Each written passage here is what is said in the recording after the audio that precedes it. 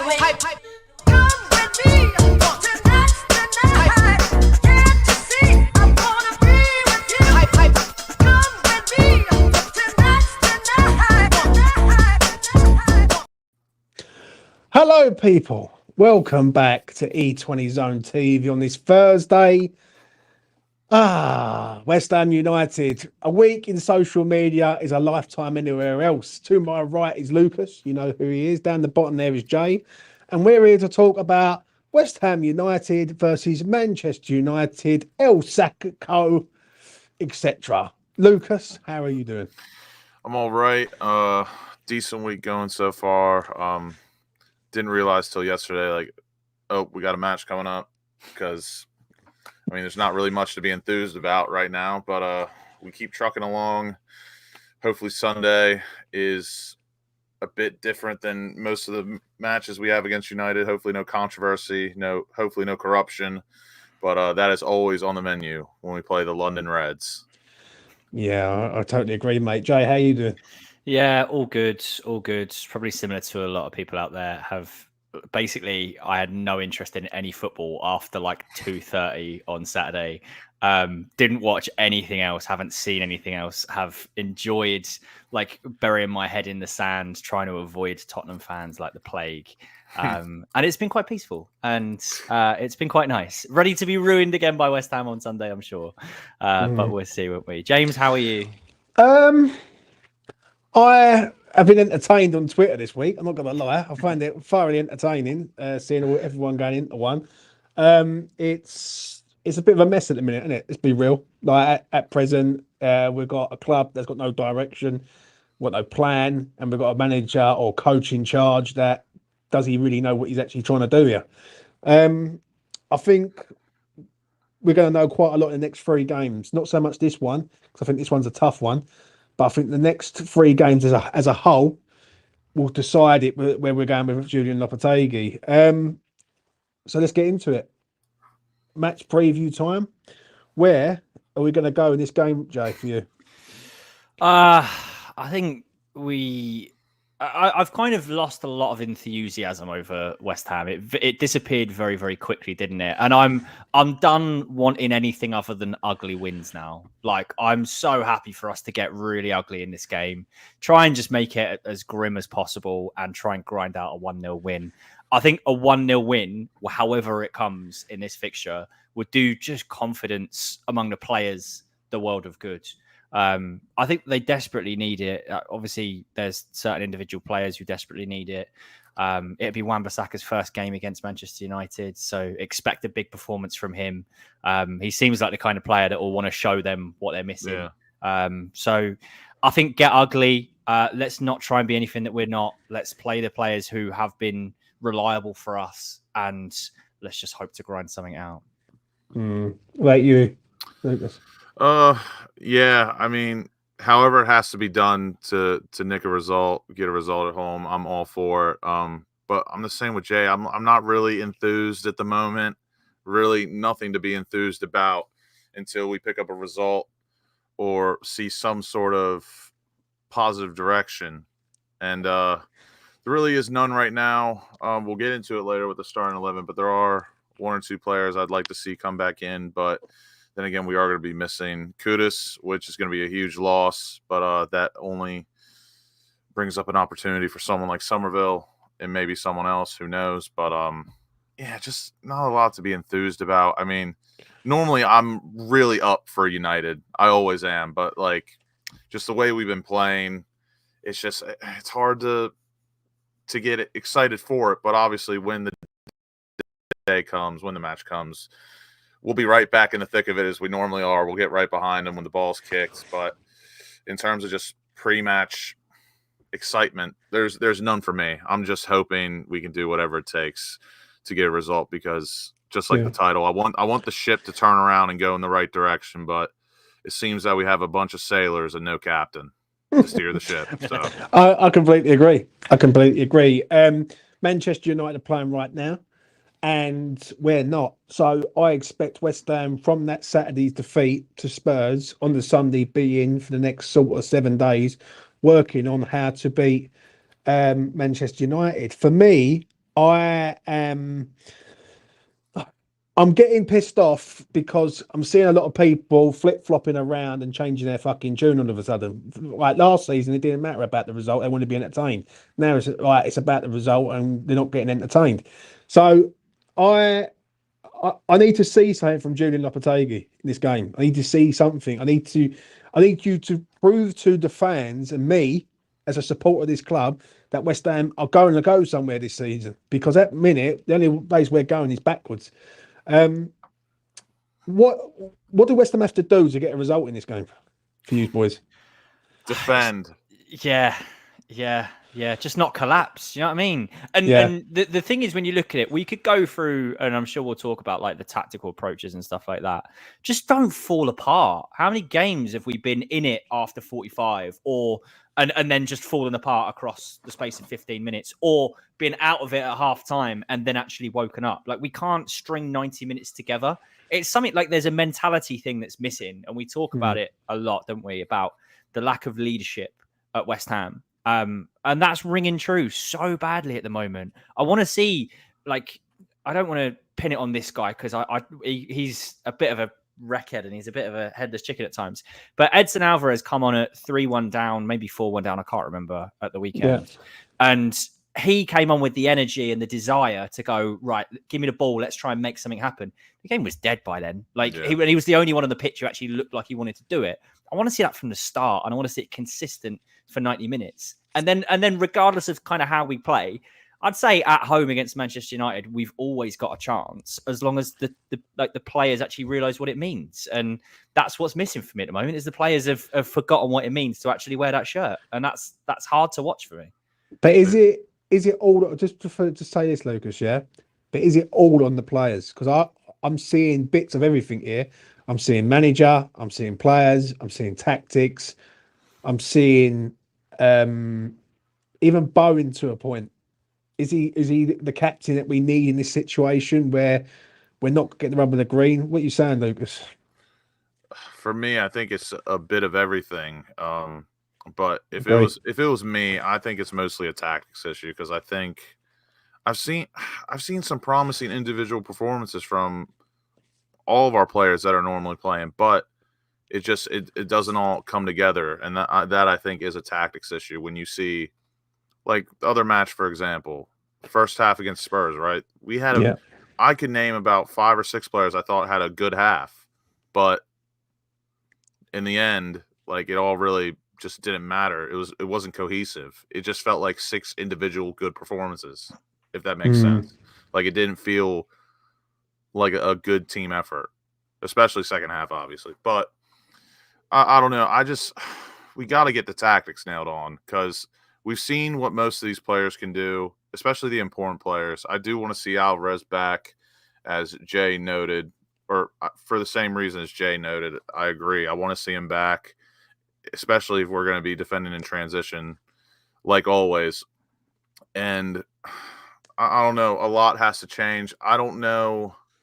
I think the mentality's there. I truly and genuinely believe the tactics are just really bad, and I think it's noticeable.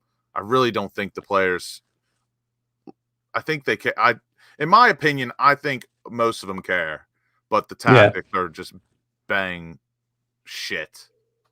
They're just so bad. They are. Like, I'm not being funny. Like, in every game this season, I don't know about you boys, but I've not seen anything that should be raved about and supported, if that makes sense. Like, as in, like, performance levels. There's nothing to get behind. There's nothing, and it's if you're able to go into Sunday with some enthusiasm, I give all the credit to you. I wish I could be there right now. I normally am like that, but just they haven't given us a lot to get behind, and I think that's gonna keep happening until we see something. Like, even if we get some sort of result against United at home, I think that will be a positive step in the right direction, because, like I said earlier, normally it's a match full of controversy, corruption, just blatant incompetence from officials, linos, whatever. So a step in the right direction is to get a result, no matter how shit we play. If we can get a result, it's the right step in the right direction. if Fulham away happened all over again, I would take that against United personally. But I do want to see just some positive signs, and hopefully it starts with the lineup and then it follows onto the pitch, and then we can come back here on Sunday and have a nice little chit chat about it. I'm going to be honest. I don't know about you, boys. I think this game, there has to be a performance of some note. Even if we do lose the game, you have to show us some heart and desire and go down fighting to a point. If we put in a Chelsea-like performance or a Spurs-like performance in this game, and we're 2-0 down in the space of like 10, 15 minutes, it's going to turn toxic again. Like, I feel like it really is. Like, and I feel we have to get this one right. We have to start fast. We have to be all over them straight away. And basically, we've got to show reason why Lopetegui's here. Because at the minute, he's here, but his body's here, but his mindset is just somewhere else. I don't know. Do you know what I mean? We're still waiting for some sort of identity to be shown. Yeah. But then again, sometimes just some of the tactics just don't make sense. Like, I agree. Like, we'll play some sort of mid or low block, but we still keep a high line, which is counterproductive in my opinion. And then, of course, like I've been saying all season, even in preseason, and when Lopetegui was appointed, we're not going to be good in transitional defending. It was just not going to be our thing. But a step in the right direction could maybe be improving that area. Because go ahead. Yeah, no, I just want to say, like, you're 100% right in what you say, and like we sit here every week, maybe twice, 3 times a week, and talk about what is pretty miserable displays from West Ham at the moment. But I can kind of forgive all of that if this is the biggest problem that I've got at the moment. If I rewind back to, like, we look at the COVID season, and then you look at that first season when we were back, like, with fans at the ground, I'd never felt more like connected to the players on the pitch than I did at that time. And like, there was something so special. Maybe it's the fact that we didn't realize what we had until it was gone.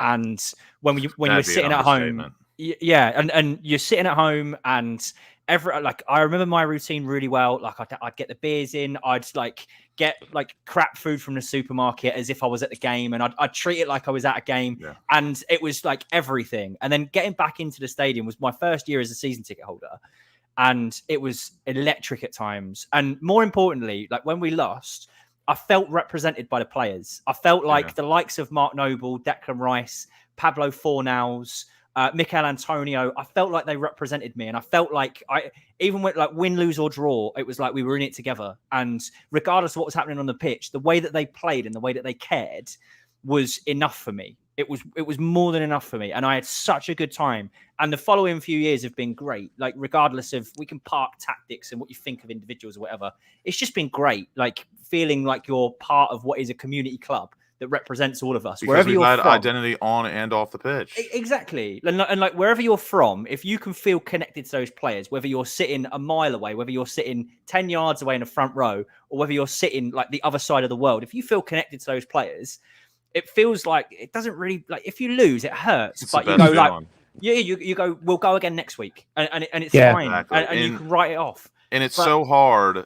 It's so hard to, from our perspective of supporters, it's hard to bring that on to the players. It's got to be a mutual feeling. And when it is a mutual feeling and spiritual agreement almost, it's the best times. Like Jay just said, the past 4 years, and even during COVID, like, those were such good times, because even if we lost, we knew we gave it such a good go. And like, you could walk away like, you know what, we lost, but wow, we put in a shift.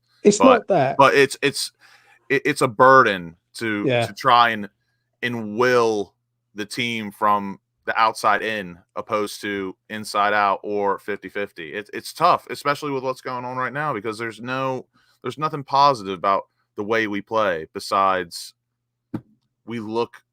It depends on what you find plausible is looking better. We have a bit more of the ball. I don't find that better. No, the thing is, we don't look better. Yeah, if anything, we're going backwards. The problem is, people thought West Ham were better than what we actually was at the time, and when people will get it in there, and I'll say it to the camera right now, that Sullivan that always run the show, people have got to start thinking that David Sullivan runs the A show. lot of people did not enjoy the moment that we were Yeah, in, and it and shows. it does, mate. And the problem is that you've got to understand that when you are dealing with Mr. Sullivan, yeah, he will always go for the cheaper option in life. Yeah, with anything, whether it's with players, agents, managers, coaches, fucking ball boys, he will do it. Um, for me, I agree with everything what Jay said. There used to be a bit of team morale, and we was in it together as a fan base. Yeah, that sort of season when when we finished 14th, yeah, people couldn't accept that under Moyes. Yeah, and basically he delivered a trophy to sort of cover that. With Lopetegui at the minute, I don't know what he's trying to deliver. I don't think anyone else can. Like, if I was to line up 100 people and say, right, what do you believe in Lopetegui's trying to do?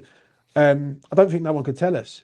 Another thing I'm going to say on this before we move on, yeah, to the lineup, something that has irritated me all week. I've seen it on different platforms. I see it on one platform where people turn around and saying, "Well, look who we've played: Chelsea, Man City, fucking Tottenham, etc." Right? Did we finish 9th last year, or did we finish 19th last year? Like, we finished 9th last year, right? We was a good team last year to a point. And Do you know you what I'm thought the saying? world was going to end.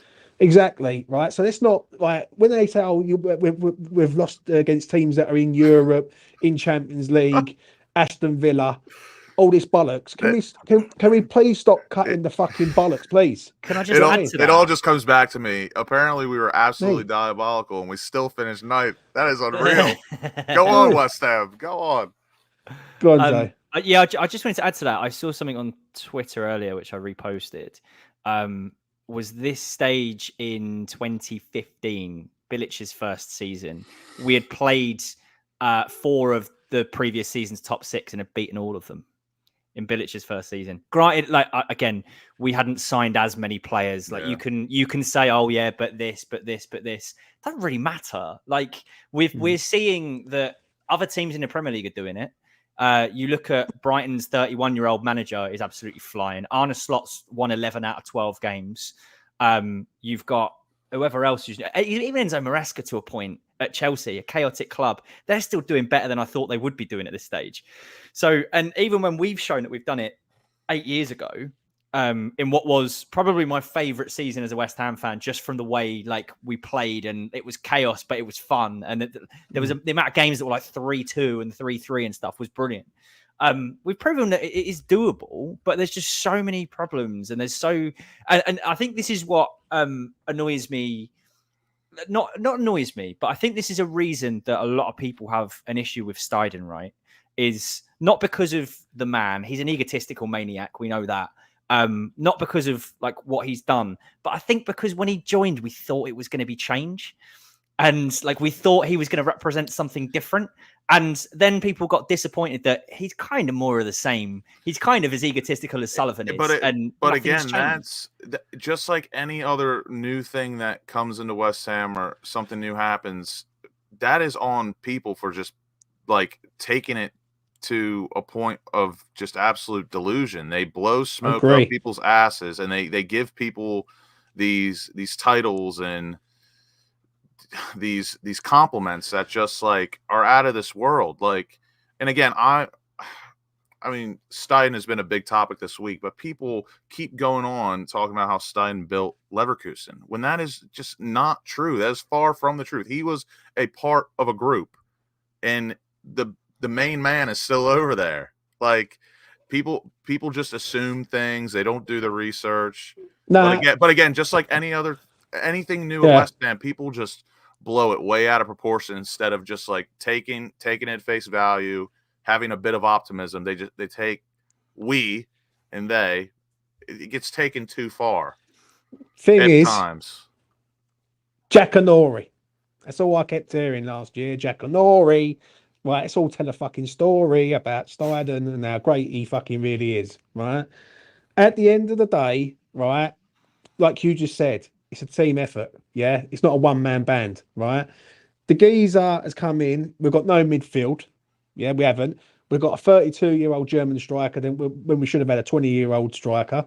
Yeah. And people last season were saying that Tim Stein's going to be the best thing to ever happen at West Ham, right? He's going to be the best thing ever. Yeah. Blowing smoke firmly up this geezer's Ringo before he even thought about him being in the door. Yeah. And giving him a chance, right? To see what he can do. At present, I don't know what the fuck is going on between all three of them, Steiden, Sullivan, and Lopetegui. I think the knives are out, and basically one of them is going to be thrown firmly under the bus. Now, it's probably going to be Lopetegui, to a point, but it's just not right. Do you know what I'm saying? People need to have a long, hard look about what they were saying last year, because I'm going to say this before we move on, right? This channel was branded something that it wasn't last year, but how fucking right we are now. Yeah, because we called it about Steiden and people said, no, you're a Moyes lover. Yeah, you're a fucking Moyes lover, you are, right? You need to fucking fuck off with Moyes, right? What's happened now? Do you know what I'm saying? We also said about Lopetegui, right? When people were going, oh, you know what? We're going to get this manager, Alonso, Slot, fucking hell. Remember, But they did- Lopetegui was good enough to some. Way better than what we had, some said. And the thing is, people need to start waking up, yeah, and smelling fresh air, yeah, and going, you know what? Yeah, right. This is the real problem, not fucking something else, some other person. That's the real problem. Do you know what I'm saying? It was borderline shocking. And Goalposts always moved. absolutely. I think just to round off like that topic, just to go back to the original point I'd made, because I took it on I've taken a few on a tangent, apologies. But like the difference when you look back, so we look at the first games against the big teams and we've lost all of them. And you look at that season under Bilic, how united were we just as a club? You had a West Ham man Agreed. at the helm, you had a West Ham man as the captain, and you had all of us like up for every single game, especially at home, because we were leaving our home. And it was so united that everyone that mattered, i.e. the manager, the captain, the players and the fans, we're the only ones that matter, really. We're all united and pulling in the same direction. But the difference between then and now is we don't, to my original point, we don't have any representation either on the touchline or on the pitch. Right. And in the boardroom, it's chaos because we don't have any representation there. Mark Noble is doing what he can, but he's doing a great job with the youngsters and bringing the youngsters through and making sure that youngsters get signed up, which is brilliant. It takes more than that to get a football club put in the same direction. So it just feels so different. And even under Moyes, what was the first thing he did? He brought in Stuart Pearce. And then when he needed someone, he brought in Kevin Nolan. He understood how it worked. And I'm gutted that Kevin Nolan didn't stay on under Lopetegui, because I know he wanted to, and he wasn't offered the chance, probably because he doesn't speak Spanish. And we've missed out there. And I pray that Kevin Nolan comes back to this club one day, just because he gets it. He's an adopted, like, one of us now. And we need someone like that on the touchline. We need someone like that leading us on the pitch. I loved Stuart Pearce here. I absolutely adore Stuart Pearce. I think he is just an absolute man of a man. And again, we do miss some spiciness like that. Kevin Nolan as well. I totally agree. It just, again, your point is unreal good in my opinion. And it's just a shame. And to round off my answer on what we're talking about, it all starts and stems from up top. It's always been chaotic there, but again, it's been covered to some extent. Like Jay said, at a period of time, we had a West Ham man, a West Ham captain, and just we had the world behind us. It felt like, and we could do anything. And now it's just a bit depressing right now. It most certainly is, mate. Yeah. Let's move on to the lineup, Lucas. Let's go through it. Areola in goal. He's going to have to perform. Yeah. Are we questioning him yet? Like just to put the question out there after a poor performance against Spurs, are we questioning him yet? I actually feel for him to a point. I really do. Because, again, it goes back to Timothy Steiden, the German fucking sensation, and Lopetegui, the man who should be at a fucking Spanish result, right? When you've got two geezers, right? One's scouting the player, one's coaching the player, and they've got a player there in Areola, they want to play the ball to feet. It just makes no fucking sense, does it? Like, to make matters worse, the options behind him are the exact same. Exactly that. But don't worry. don't worry, lads, and everyone watching this, don't fucking worry yourself. You know why? You know why? We've got League One Wes. League One Wes is on the fucking bench. Do you know what I mean the Sheffield United Lads, sensation? to make things even worse, our head coach is a goalkeeper. Oh, for fuck's sake, yeah. I'll tell He you was what, a goalkeeper. I think he could do better in net right now than how he's managing. Fuck me, League One Wes. Fuck, no wonder we ain't scoring no fucking goals. For me, Right, good. I think Areola stays in. I know he had an absolute howler, but again, him and Fabianski, in my opinion, are both just as good as one another in the shot stopping department and saves. Yeah. One of them commands the box better than the other, but the same thing. They're both not good at distribution or playing from the back. They're just not. So Areola for me, unless Areola keeps going for me until he has like a string of stinkers, in my opinion. Yeah, fair. And again, a stinker is subjective. I was going to say United don't press anywhere near as well as Spurs as well. So expect him to have a little bit more of a comfortable time than he did against Spurs. So yeah, I wanted to ask the question, wondering, and I see in chat there's a few people saying to get rid of Areola already. I get it, but I'm with you, Lucas. I think give him a bit more time. Yeah. Give him a bit more time. Right, let's go defence. Right, Kilman, Debo both start. I think that's like guaranteed. I can't really knock the pair of them the other day because I thought they was doing all right. I just thought they just got exposed by shit that's in front of them. Left back, Emerson. I think we'd all agree on that. Right back, Wan-Bissaka against his former club. Yeah. Right, we're going to midfield, ladies and gentlemen. My favorite department. Let's talk about the midfield then, because we've got a midfield that don't exist. So there you go. Right, Jay, enlighten me. Oh God. So look, let's just get down to it, right? Let's get the nailed on player in there first. Is there one? Thomas Souček. Thomas Souček, yeah. I didn't think he was great against Spurs. I don't really blame him. It was not his kind of game.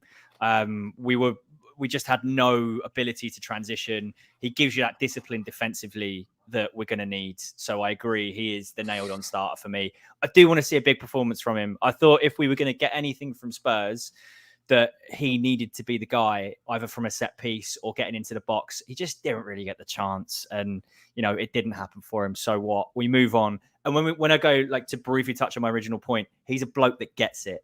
Like he's one of us. So get him in there. Like when the times are tough, hopefully he'll be one of those players that can try and dig us out of it. I said the other day when James, you and I had a chat, maybe on Sunday. I said it's time now to pull Paqueta out and take him out the firing line. I stand by that. Begrudgingly, we had a really good chat with Will in the week, didn't we? And he made some really, really good points in that respect. But I think you've actually got to give him some mercy, take him out, bring him on for the last 30 minutes, see what we can do, and just try get ugly. For me, you bring Alvarez in for Paqueta, you keep Guido Rodriguez, and I thought he was fantastic in that first half against Spurs. I thought it was absolutely everywhere. Again, it doesn't fill me with joy. It is immobile. It will barely move. It will move so slowly you'll think they're going backwards. But if they can stay structured and do something, then I'm happy. It will do. Would you agree, Lucas, that it's going to be Souček, Alvarez, Rodriguez? It's a tough call because, again, I see every match as a different opportunity and different tactics should be deployed, in my opinion. So, I mean, it all depends on Lopetegui, who we cannot get a read on at the slightest. So, if we plan on playing a bit more possession, I think Guido Rodriguez is nailed on. I think if we're going to try and counterattack a bit, sit back, Souček should be playing. If we want a bit of both, I think you should probably start Souček to be safe. But it's a tough one because I agree now. Like, unless Paqueta is playing out on the left where he's been his best ever at West Ham, I don't want to see him playing. And Soler, just like Lopetegui, really has given me no enthusiasm at all. He runs a lot, which again, that's appreciated to an extent, but I mean, he doesn't deserve to start. So again, and Alvarez has to come back in. Souček, in my opinion, is nailed on. That leaves Rodriguez, really, who Lopetegui loves. That's the only thing I do know about Lopetegui. He loves Guido Rodriguez. And So yeah, I guess that midfield three will do, but it's not very inspiring, and I don't know what kind of tactics or direction that midfield can go in besides getting countered to absolute fuck. Yeah. For me, Alvarez, Souček. I know Guido was good the other day, but it's very hard, isn't it? Like who's going to create for us? That's the only problem. But then you've got a player in Paqueta who don't create fuck all at the minute. There you go. So there's a problem. I would probably agree with you. So I'll probably go with that 3. And if Paqueta does play, I won't mind because we need someone creative in there. But I get it that he's been absolutely terrible. What happens? Prime example, if he goes Souček, Alvarez, Rodriguez, Lucas Paqueta on the left, Bowen on the right, Antonio through the middle. Is that acceptable? I say we all get ready for the afterthought when James comes on and goes absolutely mental that his boy Somerville hasn't started. If Somerville does not get a chance in this game, yeah, I will literally go down there and throw him out a strap for me fucking self. Do you know what I mean? I really will. Like, I don't get what the kid's got to do to get a game. Like, let's. Mate, I completely agree with you. Sorry to cut you off, but just to like play devil's advocate here, I'm sure you may have both seen, people in chat might have seen the clip of Lucas Paqueta away to Liverpool last season when he started on the left. Yeah. Has like resurfaced. I forgot how good he actually was in that game. He was ridiculous. Unbelievable. I was at Anfield that day as well, and he's like, I remember thinking he was really good that day, but then like I think that's the first time I've actually seen that back and seeing it on TV. Mate, he was playing like he did not care, and that is the Lucas Paqueta that I miss. And maybe, just maybe, you find that bloke again by putting him out on the left where he's got less pressure on him. Nate, sorry. He plays in the 8 for Brazil. You can't play him out there. He's not supposed to play out there. Yeah. Just maybe. You put him That's out what there. I keep fucking stick him with saying. Emerson, and maybe it works. Maybe it doesn't. Maybe we've got the same problems. Maybe it does absolutely nothing. Maybe we just put another barrier to Somerville getting in the telling you, when Paqueta was out on the left and he just had that, what you just said we're missing from him is exactly what he done for us. Obviously he wasn't literally a left winger or really playing out on the wing. He, in my opinion, he had a bit of a free role, to be honest, because we had the midfield established, and then Paqueta had the license and the ability to go forward and back. And he had players in front of him that he could lump the ball to, play the ball through to. Souček behind would crash the box. But no, because he plays for Brazil, which this Brazil team fucking stinks, by the way. Absolute shit. He can't play out wide. He plays for Brazil. I don't give a fuck. At West Ham United, which I care about more, he's been good on the left. His best position for us. But again, the eye test just doesn't do it, I guess. The nationality test. If he plays Paqueta at the weekend, he has to put in a good performance, because if he doesn't, I just feel like we're picking this geezer because he's good at dancing.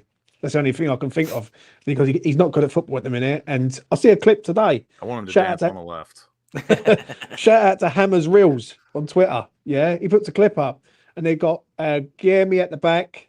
You got Emerson doing the driving, and you got Lucas Paqueta like nodding and shaking his head. Well, if all 3 of them can turn up on Saturday, on Sunday, we got half a chance. But you know, it is what it is. Right, predictions time, gentlemen.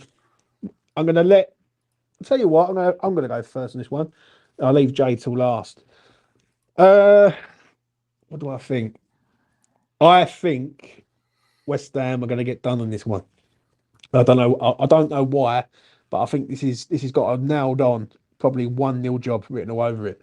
Yeah, I think it's going to be a tight game for about 70 minutes, and I think West Ham will get done on the counter. Classic.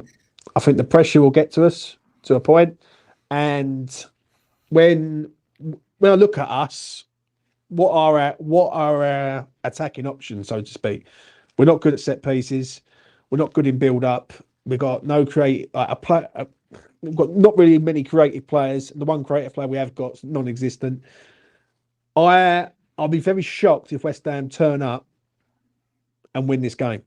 Well, I really will be, especially from after last week. So I'm going to be honest. It's a Man United. It's at the LS. It's always the same. They always do us somehow at the LS when they're not in their good moment. It So doesn't matter where. yeah, Corruption, negligence, corruption always happens when we play this side, and literally, I dread Spurs. I truly do, but I dread playing United because I already know what I've signed up for. I know something is going to happen which changes the course of the game, and we lose in the end. It happens all the time. I mean, don't get me wrong, we get some wins in there, but whenever we lose or draw, it's always pain.